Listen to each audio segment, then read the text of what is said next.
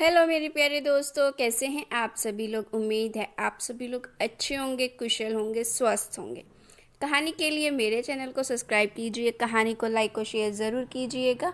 और कहानी कैसी लगी प्लीज़ कमेंट बॉक्स में ज़रूर बताइएगा। कहानी को लेकर कोई भी राय या सुझाव हो वो भी कमेंट बॉक्स में ज़रूर दीजिएगा। और जिन्होंने मेरे चैनल को सब्सक्राइब किया हुआ है उन्हें तहे दिल से धन्यवाद। तो शुरू करते हैं हम आज की अपनी कहानी। गांव के किनारे बसा हुआ एक छोटा सा घर, जहां सुमित्रा देवी अपने बेटे मोहन और बहू राधा के साथ रहती थी। घर बड़ा तो नहीं था, लेकिन सुमित्रा देवी का दिल बहुत बड़ा था।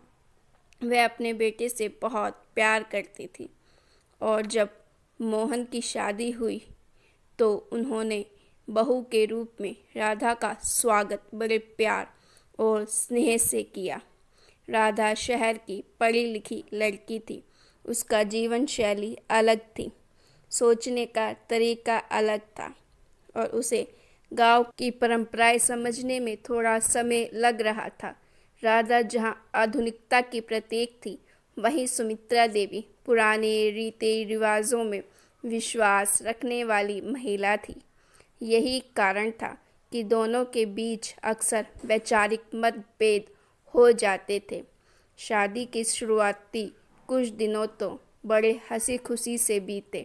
सुमित्रा देवी अपने बहू का स्वागत एक अच्छे परिवार की सास की तरह कर रही थी और राधा भी अपनी नई जिंदगी को समझने और उसे अपनाने की कोशिश कर रही थी। लेकिन जल्दी छोटे छोटे मुद्दे उभरने लगे। सुमित्रा देवी का मानना था कि बहू को सुबह जल्दी उठकर पूजा करनी चाहिए और घर के काम काज में हाथ बटाना चाहिए।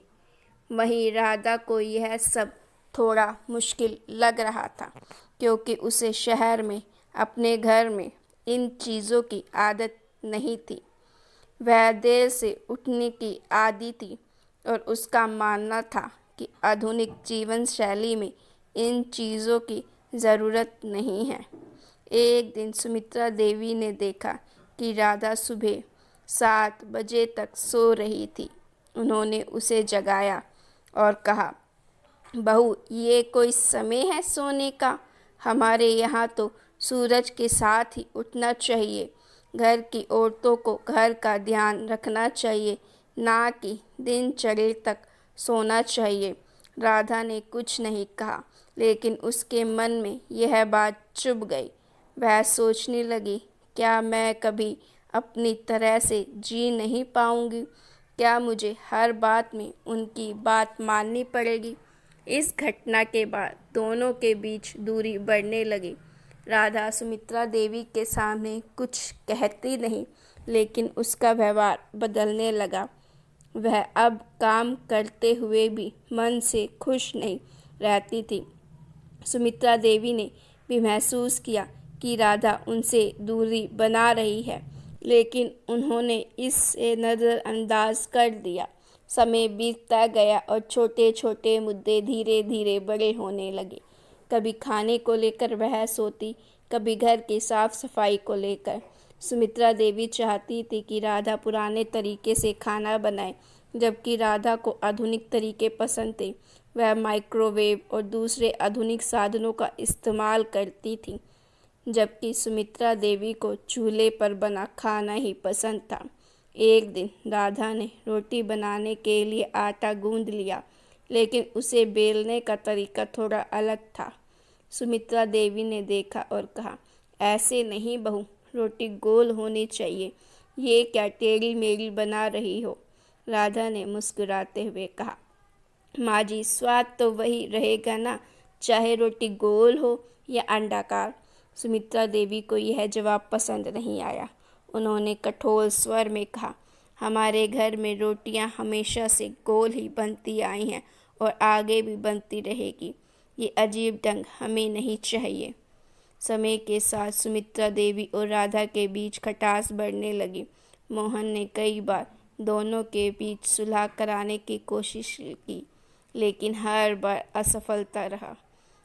सुमित्रा देवी को लगता था कि राधा उनकी बातों का सम्मान नहीं करती। और राधा को लगता था कि उसकी सास उसे उसकी स्वतंत्रता नहीं दे रही है। एक दिन राधा ने मोहन से कहा, मैं इस घर में घुटन महसूस करती हूँ। माँ जी हर बात में दखल देती हैं। मुझे अपने तरीके से जीने का मौका नहीं मिल रहा। मैं कुछ भी करूँ वो उसमें गलती निकाल लेती हैं। मोहन ने समझाया, राधा माँ ऐसी ही है। उन्हें पुराने रीति रिवाजों में यकीन है। अगर तुम थोड़ा समझदारी से काम लोगी तो सब ठीक हो जाएगा। राधा ने कहा, मैं समझदारी दिखाने की कोशिश कर रही हूँ, लेकिन कब तक? मैं भी इंसान हूँ, मेरी भी इच्छाएं हैं। क्या मैं अपनी ज़िंदगी अपने तरीके से नहीं जी सकती? एक दिन गांव में एक बड़ा उत्सव था। सुमित्रा देवी ने राधा से कहा कि वह पूजा के लिए खास पकवान बनाए। राधा ने भी मन लगाकर अच्छे पकवान बनाए, लेकिन उसने कुछ नई रेसिपी भी आजमाई। जब पकवान तैयार हुए तो सुमित्रा देवी ने चखा और पहले तो कुछ नहीं कहा, लेकिन उनके चेहरे पर असंतोष साफ दिख रहा था। उन्होंने कहा, ये क्या बनाया है तुमने? हमारे यहाँ तो ये सब कभी नहीं बनता। राधा ने धीरज से कहा, माँ जी, मैंने सोचा था कुछ नया ट्राई करें, सबको पसंद आएगा। सुमित्रा देवी नाराज हो गई और बोली, हमारे रीति रिवाजों में बदलाव की कोई जगह नहीं है। जो पीढ़ियों से चला आ रहा है वही ठीक है। राधा ने इस बार चुप रहना ठीक न समझा। उसने कहा, माँ जी, समय के साथ बदलाव ज़रूरी होता है। मैं भी इस घर का हिस्सा हूँ और मुझे भी अपने तरीके से कुछ करने का हक है। मैंने कोई गलत काम नहीं किया, सिर्फ कुछ नया ट्राई किया है। अगर आपको पसंद नहीं आया तो मैं फिर से बना सकती हूँ, लेकिन मेरा यह मानना है कि हमें नए विचारों का स्वागत करना चाहिए। राधा की बातों ने सुमित्रा देवी को सोचने पर मजबूर कर दिया।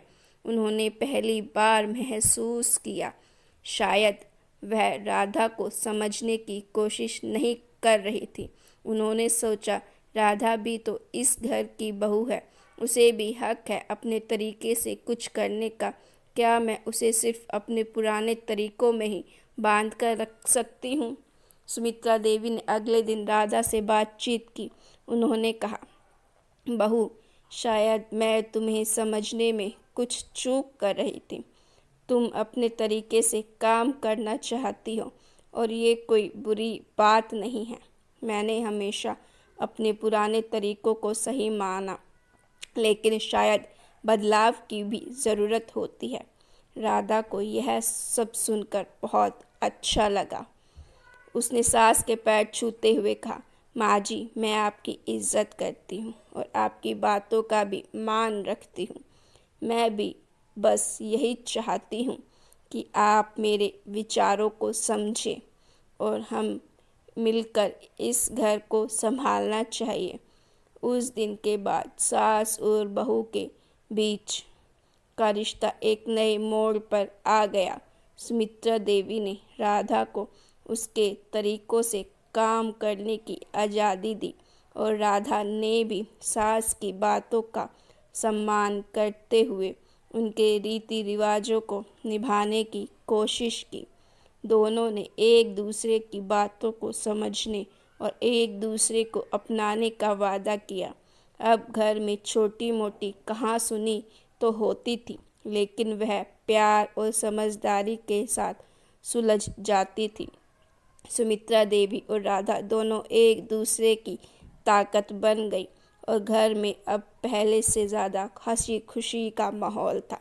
इस तरह सास और बहू ने यह साबित कर दिया कि रिश्तों में अगर प्यार, समझ और सम्मान हो तो हर तकरार का हल निकाला जा सकता है। बदलाव को अपनाना और एक दूसरे की भावनाओं का आदर करना ही किसी भी रिश्ते की सफलता की कुंजी है। तो गाइज़, आपको ये स्टोरी कैसी लगी? अगर आपको ये स्टोरी पसंद आई हो तो प्लीज़ स्टोरी को लाइक ज़रूर कीजिएगा, क्योंकि आपका एक लाइक मुझे मोटिवेट करता है ताकि मैं आपके लिए ऐसी और अच्छी अच्छी कहानियाँ ला सकूं। और मेरे चैनल को भी सब्सक्राइब ज़रूर कीजिए।